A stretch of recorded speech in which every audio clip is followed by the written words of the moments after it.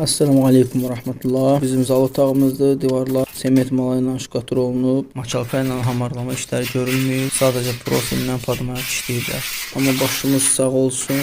Təəssüf ki, çox bərbad, çox səliqəsiz işləyiblər. Pis tərəfləri nədir, hansılardır? Profilin atılan o şkaturu yaxşı təmizləməyiblər, yaxşı dartmayıblar. Ona görə də künclərdə çoxlu yerlərdən mala belə topa halında qalmışdı. Həmçinin orta hissələrdə də elə yerlər var idi.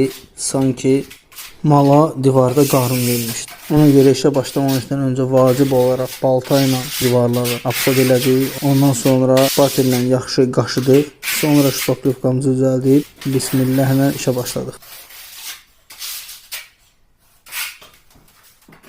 Demək, divarlarımız hamarlanmamış padmayak şkaturu olduğuna görə təmiz astarlıq şpaklovka düzəltdik. 1-2 oz içinə üzdüyü qatdıq ki, rahat yayılsın.